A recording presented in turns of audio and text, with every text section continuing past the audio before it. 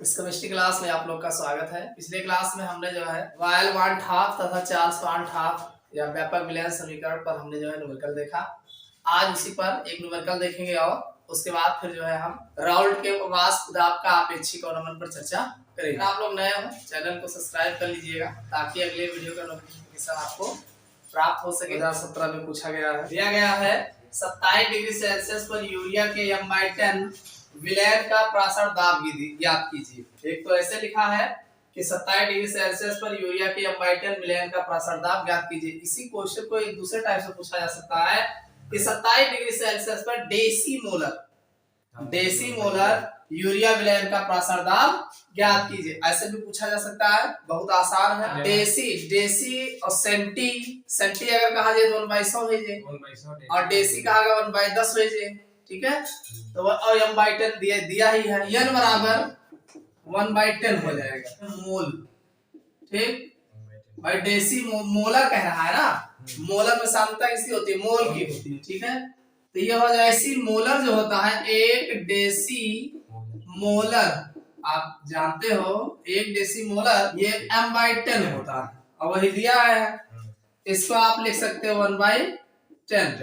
भाई m/10 कहा जाए तो m मोलर है, मोलर सामता, तो 1/10 लिखा है। एक डेसी मोलर बराबर m/10, तो इसको 1/10 लिखा जाता है। n जो है नंबर ऑफ मोल्स जो होगा 1/10 है। आपको फार्मूला पता है कि Pb बराबर NST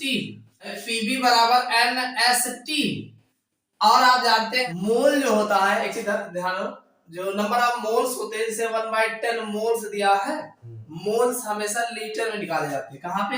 लीटर में। तो इसका भी जो होगा 1 लीटर होगा, इसको ध्यान रखिएगा। जैसे जो दिया है मोल 1/10 मोल्स, जो भी मोल्स होंगे वो हमेशा लीटर में काउंट किए जाते हैं। ठीक है, अब वो अगर परसेंट में दिन है तो परसेंट में दिन है, W/B है कि W/ क्या है वो बाद में दिया रहता है। ठीक है, तो यहाँ पे V जो होगा 1 लीटर होगा।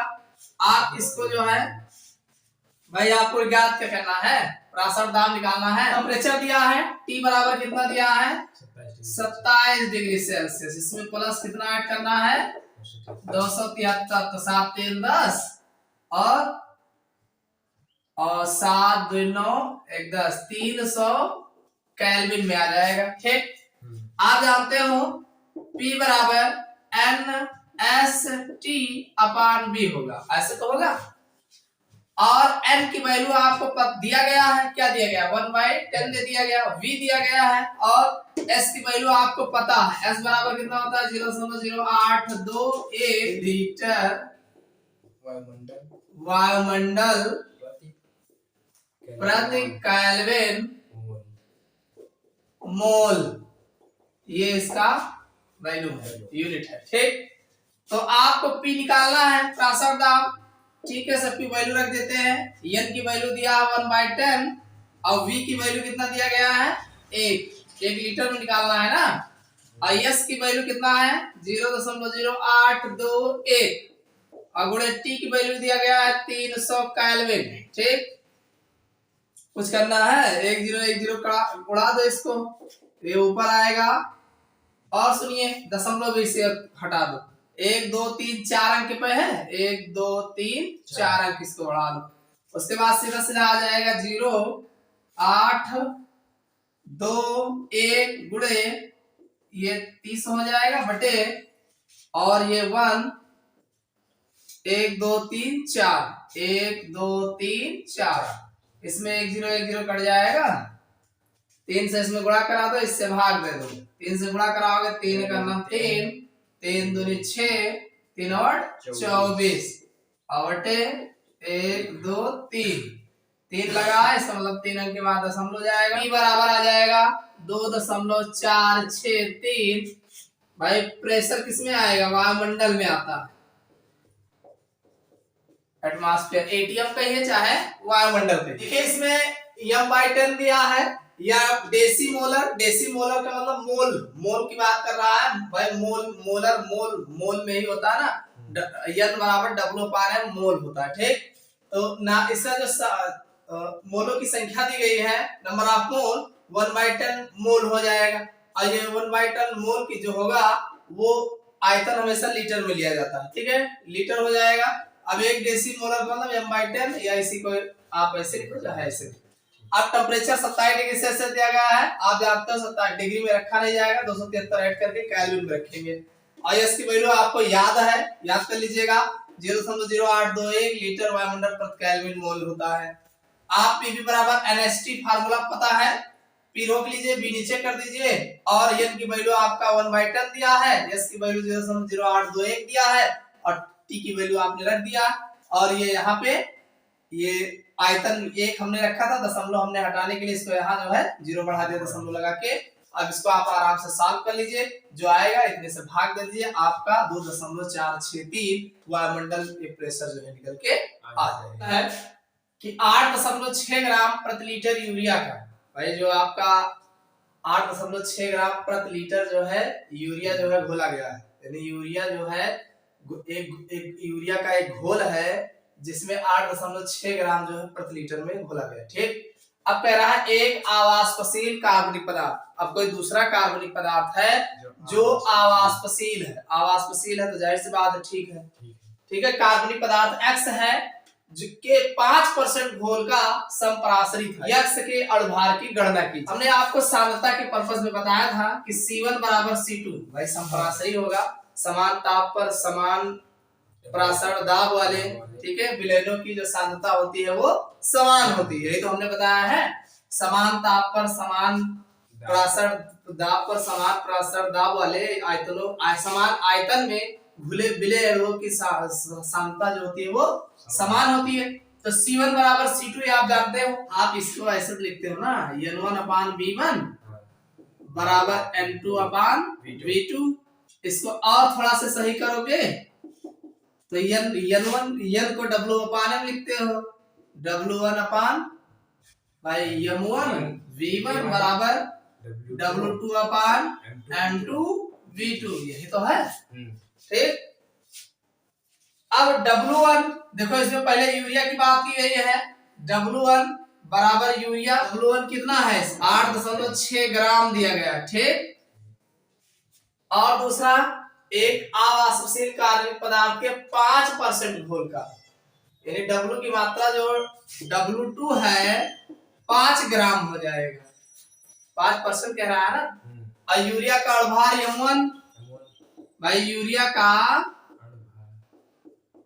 अणुभार, तो यूरिया का अणुभार निकालोगे ना, NH2CO NH2 होता है, ठीक, निकालोगे 60 आएगा, चेक कर लो। नाइट्रोजन का परमाणु 7 होता है, 7 दूनी 14, परमाणु भार 14 होता है, ठीक। ये 2 एकन्नम 2 है जी, प्लस कार्बन के 6 दूनी 12, ऑक्सीजन के 16 और नाइट्रोजन के 14 और 2, ठीक। इसको निकालोगे 14 हो जाएगा और 2 आएगा 12 16 14 और 2, इसको जोड़ लो, 2 4 2 6, 6 दूनी 12, 13 14 15 16 4 20 और 1 2 1 3 1 4 1 5 1 6, 60 आएगा यूरिया का अणुभार, इसको याद कर लो, ठीक। अब W2 हो गया, तो इसका M2 अगर हम बात करें तो यही M2 निकाले एक बार, X इसी को तो X कहा गया है, और इसी X को जो है निकालना है। भाई दो पदार्थ है, एक यूरिया है और दूसरा कोनो कार्बनिक पदार्थ है, तो दोनों को मिला करके संपराश्रयी विलयन बनाया गया। तो संपराश्रयी विलयन में सांद्रता समान होती है, तो अब इसका W दिया गया, इसका W। अब आयतन की बात कर लो, इतना ग्राम प्रति लीटर, देखो सवाल में क्या देगा, प्रति लीटर दिया गया है ना, तो V1 बराबर जो होगा वो 1 लीटर हो जाएगा, ठीक।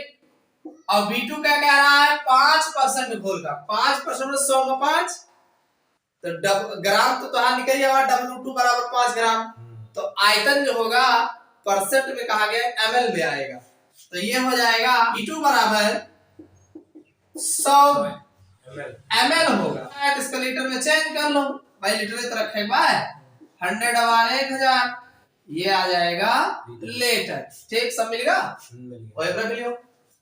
फार्मूला है ये W1/M1V1 बराबर W2/M2V2, ठीक। आराम से रख लो, W1 कितना है, W1 है 8.6 ग्राम, 6 ग्राम बटे और M1 निकाले हो अभी 60, आयतन कितना है इसका 1 लीटर, बराबर W2 कहाँ गए 5, और इसका और भार चेक करना है, निकालना है। इसको आप x लिखो चाहे m लिख दो, m2 लिख दो, m2 हो गया। और इसका आयतन जो है 100 अपान 1000, ये अपान वाला मामला ऊपर चला जाएगा। ठीक, आराम से इसको जो है सॉल्व कर लो। तो आराम से जब सॉल्व करोगे ये 2 0 ऐसे कट जाए है। ठीक, और सुनो इनका इधर कह लो, इनका इधर कह लो, तो m2 बराबर सीधा सीधा मिल जाएगा m2 बराबर, देखो m2 ये इनके बगल जे है, तो बगल जे है नीचे जी, ठीक, और ये इधर ही है, तो इस 60 गुणे 5 गुणे 10 तो है, इतना ऊपर हो जाएगा, ये इधर आ जाएगा, और इनके बगल में है 8/8.6 आ जाएगा। ठीक, दशमलव हटाना है, एक ऐसे बढ़ा लो, दशमलव हट जाएगा, तो ये m2 बराबर आ जाएगा 60 गुणे 5 गुणे 100 अपान 86। अब आप चाहो गुणा करा लो, भाग दे दो, चाहे जैसे कर लो, ये हो जाएगा 6×5 = 6×5 और 100 में जब गुणा कराओगे तो 1 2 0 और बढ़ जाएगा, ये 86 से 30,000 में भाग दे दो, 86 1 2 3 4 8 3 24 3 बार जाएगा, 36 18 हासिल 1 8 3 24 1 25, 10 में से 8 गया 2, यहाँ बचेगा 9 5 4 9 और ये कट जाएगा, 1 0 आएगा, 8 8 5 40, 5 बार ले जाओ, 5 36 3 8 45 और 3 43, ज्यादा हो रहा है, 2 बार ले जाओ, 5 के बजाय 4 बार ले जाओ, 4 6 24 2 और 4 8 32 35 34, ये हटाओगे, 10 में से 8 गया, तो 10 में से 4 गया 6, यहाँ बचा 1 11 11 में से 4 गया 7 4 11, ये कट जाएगा, 1 0 और उतरेगा, उसके बाद 8 9 72, 9 बार चेक करके देख लो, 9 6 54 5 और 9 8 72, 8 9 72 72 5 77, ज्यादा होगा तो 8 बार ले जाओ, फिर 8 8 6 48 के 8 4 आया, और 8 28 64 और 4 68, घटा दो, 10 में से 8 गया 2, यहाँ बचा 5 15 8 7 15 कट गया, दशमलव बढ़ाओगे 0 आएगा, 8 9 72 8 बार जाएगा, फिर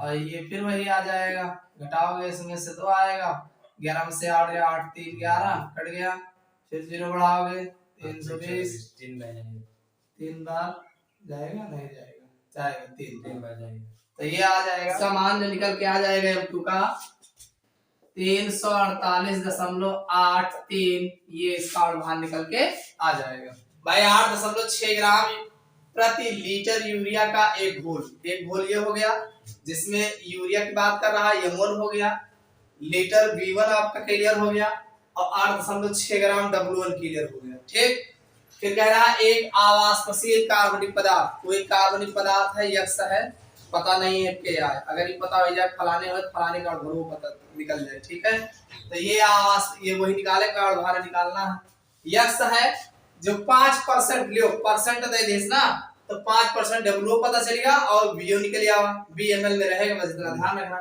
या तो दिन होते W/M होते हैं, W/W होते हैं, कुछ तो दिन रहा नहीं दिया है, तो हमेशा W/V जो है V हमेशा ml में निकाला जाता है, हमेशा ml में रहेगा, सुधार 5% घोल का संप्रासनिक था, तो x के अणुभार की गणना कीजिए। आप जानते हो भाई समान ताप पर समान प्रासर दाब वाले विलेनों की जो सांद्रता होती है वो समान होता है, C1 बराबर C2, तो सांद्रता C जो होता है N1/V1 होता है, तो ये हो जाएगा N1/V1 बराबर N2/V2, तो डब्ल्यू, अब एन बराबर होता है डब्ल्यू अपान एम।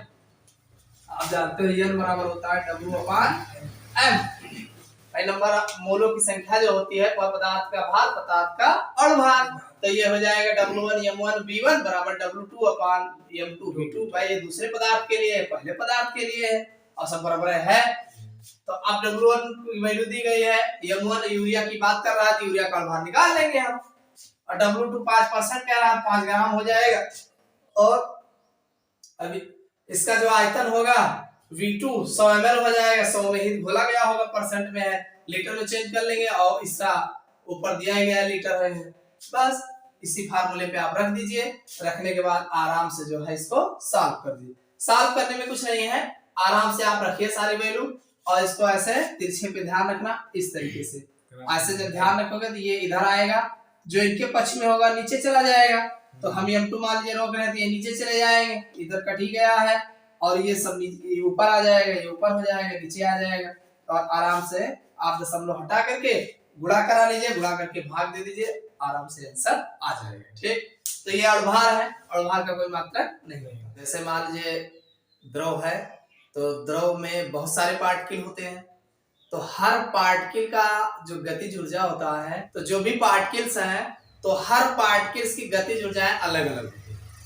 जैसे द्रव, जैसे मान लीजिए किसी पात्र में आपने द्रव रखा है, तो द्रव का जो ऊपरी सतह पर जो द्रव होंगे, द्रव के पार्टिकल होंगे, उनकी गतिज ऊर्जा ज्यादा होगी और उसी के कारण वो वाष्प में परिवर्तित होते रहते हैं। ठीक है, तो अब चूंकि वो वाष्प में परिवर्तित होते हैं तो उनकी वाष्पन की गति जो होती है वो तेज होती है, और जो नीचे वाले द्रव होते हैं, द्रव के पार्टिकल होते हैं, उनकी वाष्पन की गति जो है कम होती है। ये द्रव है, अब ये जो है वाष्प में बदलेगा। कब बदलेगा? जब वाष्पन होगा तब। और जब द्रवण होगा तब ये द्रव में बदलेगा। देखो भाई द्रव है, द्रव का देखो ये तो एक दूसरे का पॉजिटिव नहीं, एक ऊपर लिखा गया है, नीचे लिखा गया। द्रव का जब वाष्पन होगा तो वाष्प में चेंज हो जाएगा, और वाष्प का जब द्रवण करेंगे तब वो द्रव में चेंज हो जाएगा। ठीक है ना? किसी ताप पर द्रव और उसकी वाष्प के मध्य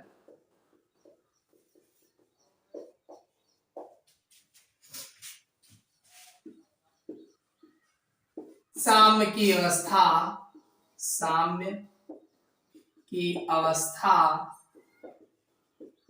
में वाष्प द्वारा द्रव की सतह पर उत्पन्न दाब ही द्रव का वाष्प दाब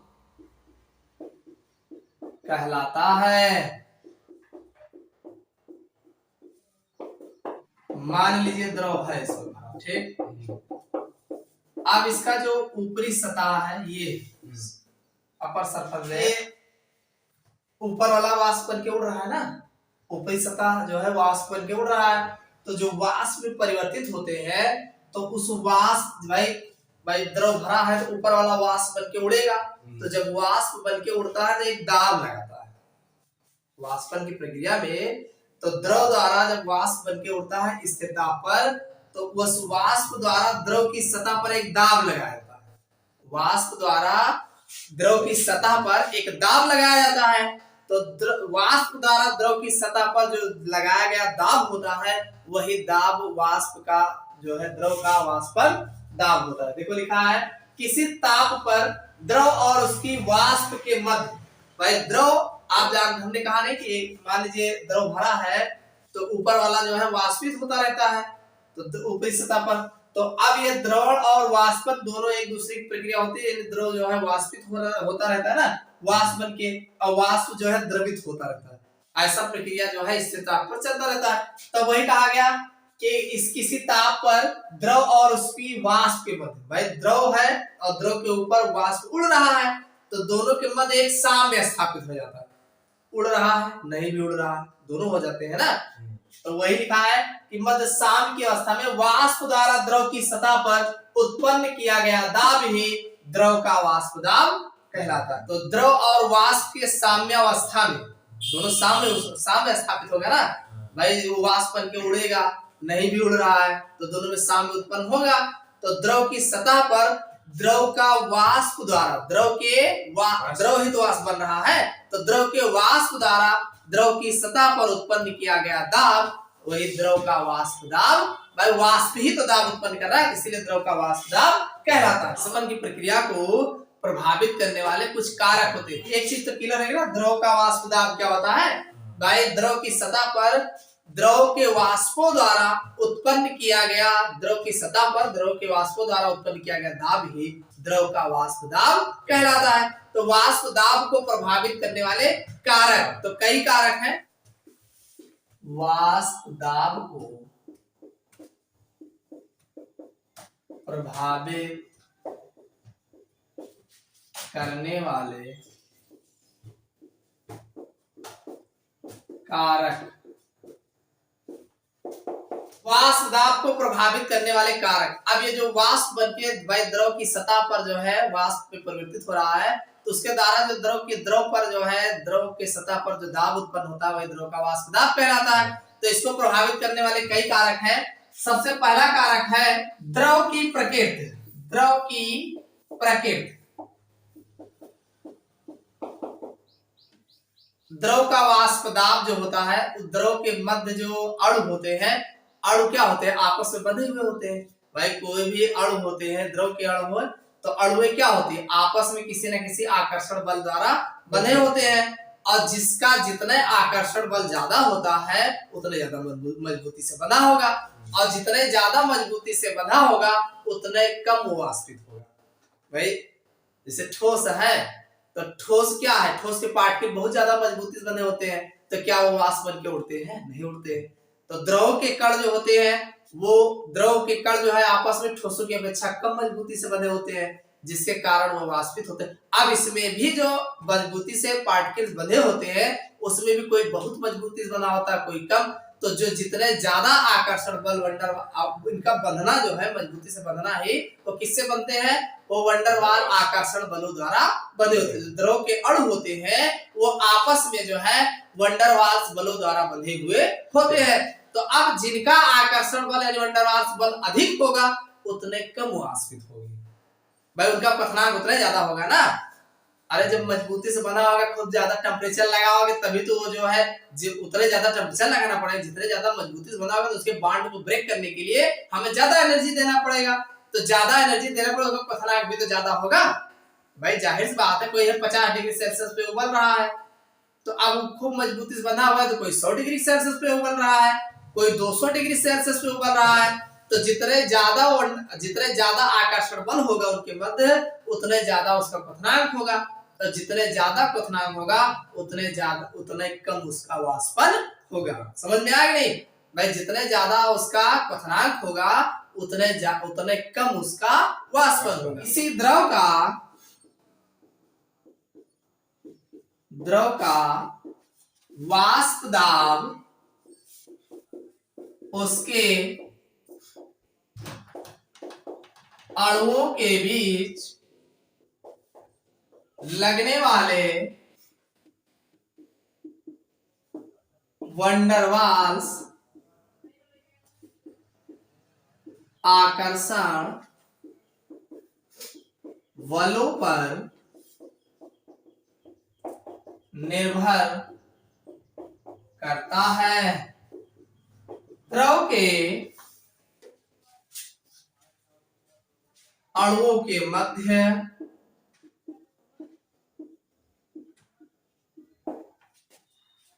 जितना अधिक आकर्षण बल होता है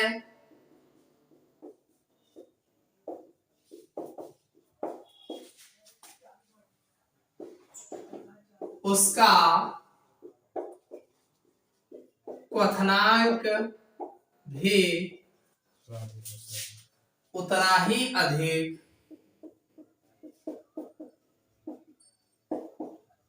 होता है।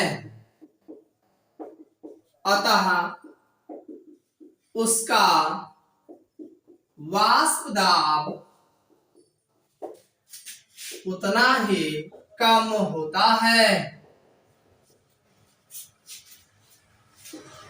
किसी द्रव का वाष्प दाब उसके अणुओं के बीच लगने वाले वंडरवाल्स आकर्षण बलों पर निर्भर करता है।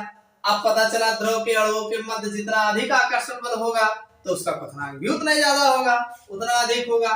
और जब उसका क्वथनांक अधिक होगा तो उसका जो है वाष्प दाब उतना ही कम होगा, कम वाष्पित होगा भाई। तो जैसे एग्जाम्पल अगर देखा जाए, एग्जाम्पल की हम बात करें, पेट्रोल का वाष्प दाब डीजल से अधिक होता है।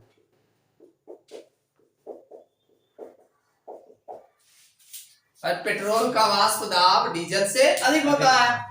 क्यों होता है? यही कारण है, डीजल में आकर्षण बल ज्यादा होता है तो उसका क्वथनांक अधिक होता है, पेट्रोल में आकर्षण बल कम होता है तो इसके कारण जो है इसका वाष्प दाब अधिक होता है। ठीक है, डीजल से अधिक होगा ना इसका, तो ये जल्दी वाष्पित होता है। समझ में आ गया ना? तो ये पहला जो है द्रव की प्रकृति पर निर्भर करता है। दूसरा जो प्रभावित करने वाला कारक है ये ताप है, इंपॉर्टेंट है, इसका फार्मूला बहुत पूछा जाता है।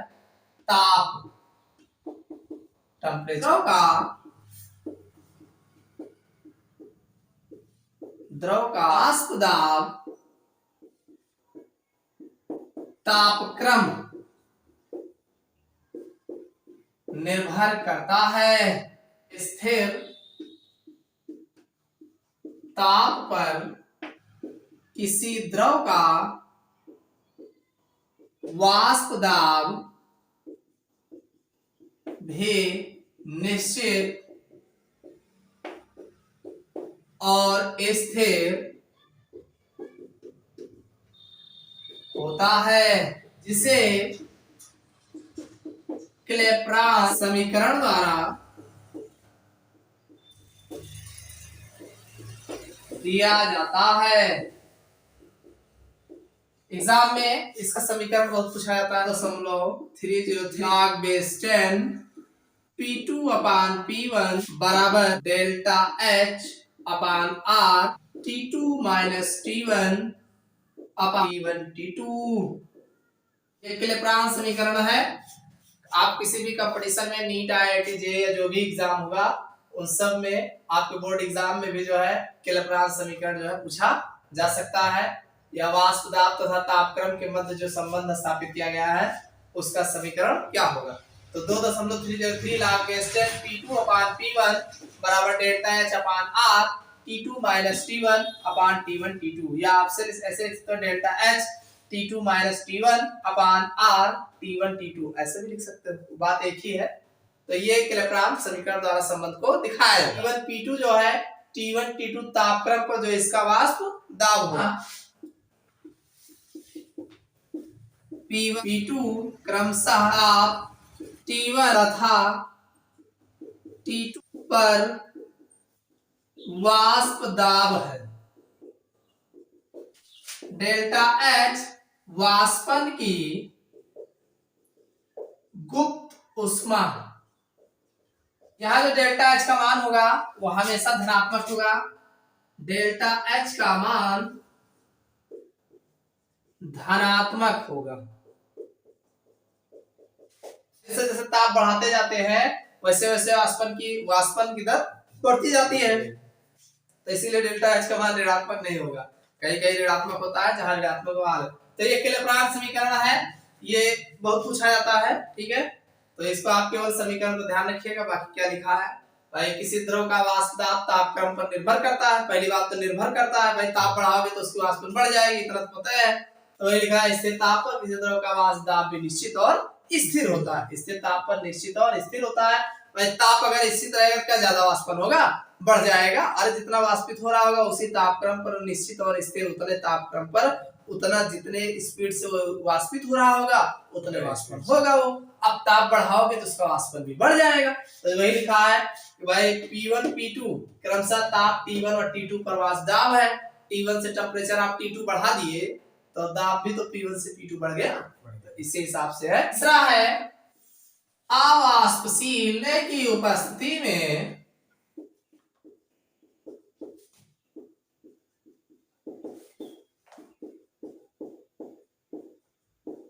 वाष्प दाब में अवनमन।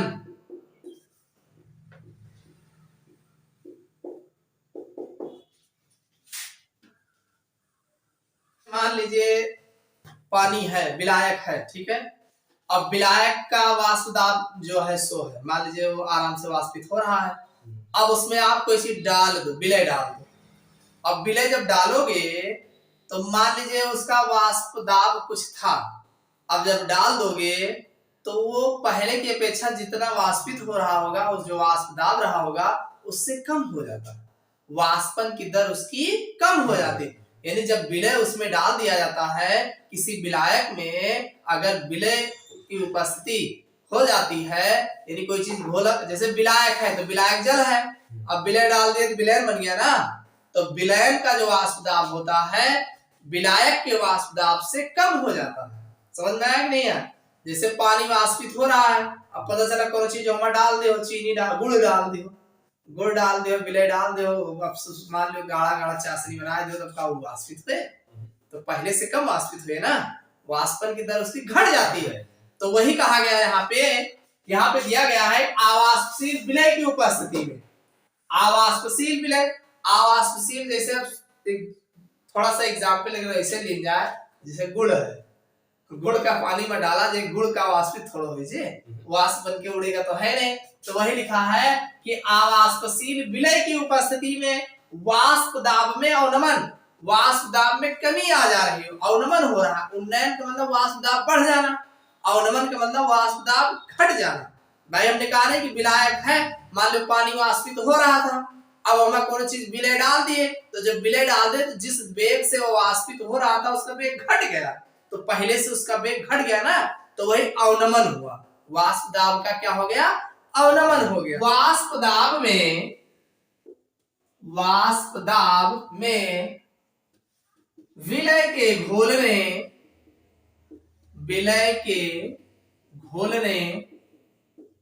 के कारण उत्पन्न कमी, अब कमी क्या है, जैसे मान लीजिए P0 है, अब PS, तो वाष्प दाब का अवनमन कहलाता है।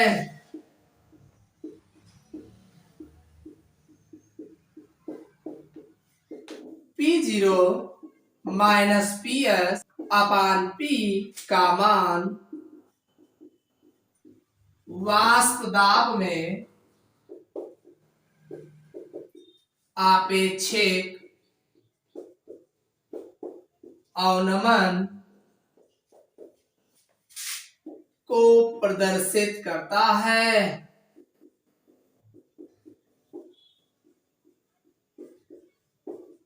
अवनमन एक शब्द है, अवनमन,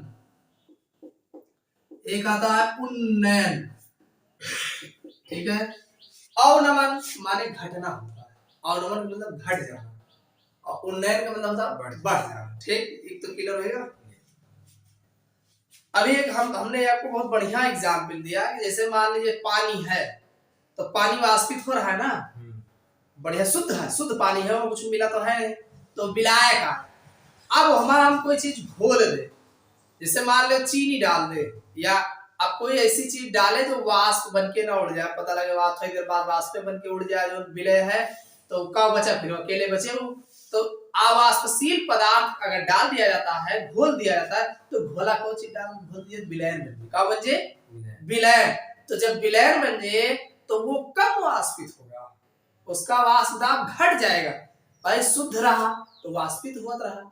अब जब दो जने मिल गए, विलयन बन गए, तो कहाँ वाष्पित हो रहा है, वाष्पित नहीं हो रहा है ना, उसका वाष्पन कम हो जाएगा। कोनो चीज घोल दीजिए, अगर अभी हमने कहा कि जैसे पानी में चीनी डाल दियो, तो चीनी डालबो तो अलग बन जाए ना, तो का वही हिसाब से वाष्पित हुए हो, वाष्पन कम हुआ नहीं हुआ, तो उसका वही कहा गया कि वाष्प दाब में विलय के घोलने के कारण, किसको घोल रहे हो, विलय, विलय कौन सी मतलब विलय, विलय क्या है, जिसको डालने को भूल जाए ना, भला जाए, विलय और विलायक के मिलने से विलयन बनता है, तो पढ़ क्या रहे हो, विलयन पढ़ रहे हो ना, तो वही कह रहा है कि वाष्प दाब में विलय के घोलने के कारण विलय अगर डाल दीगा तो वह उत्पन्न कमी, तो वह वाष्प दाब में कमी उत्पन्न होगी।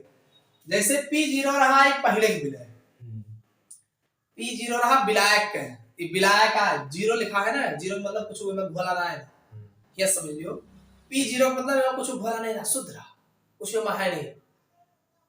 फिर सॉल्यूशन बना दिया, कुछ डाल दिया ना, तो सॉल्यूशन होगा PS होगा, यस मतलब सॉल्यूशन। तो अब वाष्प दाब का अवनमन कहलाता है ना। जैसे पहले जो रहा शुद्ध विलायक रहा, वहां कौन चीज डाल दिया तो वाष्प दाब में कमी हो गई। तो कमी कैसे दिखा रहे हैं? P0 माइनस PS द्वारा दिखा रहे हैं। कमी कैसे दिखा रहे हैं? P0 माने P0 का रहा, पहले वाला शुद्ध विलायक का वाष्प दाब रहा, अब जब सॉल्यूशन बना लिया तो कुछ हो वाष्प दाब हुए, तो पहले वाले से कम हुए ना। तो जैसे मान लियो कि 100 ATM दाब रहा पहले, अब जब सॉल्यूशन बनाया तो के 20 ATM हो गया, कमी हुआ। तो कितना कमी हुआ? 80। तो 100 में से 20 निकालो तो बताया ना कितना कमी हुआ, तो 80 कमी हुआ ना। तो सॉल्यूशन में कितना कम होएगा? 80 कम होएगा। तो 80 कम होएगा तो वही कमी जो है, तो वही कह रहा अवनमन कह रहा था। अब इस वाष्प दाब के अवनमन को हम ज्ञात कैसे करते हैं? P0 माइनस PS अपान P0 का मान वाष्प दाब में आपेक्षिक अवनमन को प्रदर्शित करता है। समझ में आया नहीं? आप ऐसे कह सकते हैं कि शुद्ध विलायक का वाष्प दाब जो होता है वो अलग होता है, जब इसमें कोई पदार्थ घोल दिया जाता है तो उसका वाष्प दाब घट जाता है। तो इस वाष्प दाब का घटना ही वाष्प दाब का आपेक्षिक अवनमन कहलाता है। समझ में आया नहीं? ऐसे भी लिख सकते हो, फार्मूला जब करो P0 माइनस PS अपान P0। यहाँ P0 क्या है? शुद्ध विलायक का वाष्प दाब है। PS क्या है? सॉल्यूशन का वाष्प दाब, यानी जो पदार्थ मिलाने के बाद जो उसका वाष्प दाब होता है वो हो गया। अभी इसको बटे में इसको इसी को रखा जाता है, इसी पर जो है हम वाष्प दाब का आपेक्षिक अवनमन निकाला जाता है। समझ में आया नहीं? अवनमन समझ में आएगा कि नहीं? अवनमन का मतलब घट गया। पहले विलायक रहा तो उसके वाष्प दाब अलग रहा, अब मिलाए देन कौन सी तो वाष्प दाब घट गया। तो दोनों में कितना अंतर ही तो अवनमन को प्रदर्शित करता। समझ में आएगा ना? अब इसी अवनमन पर कल हम राउल्ट का नियम बताएंगे।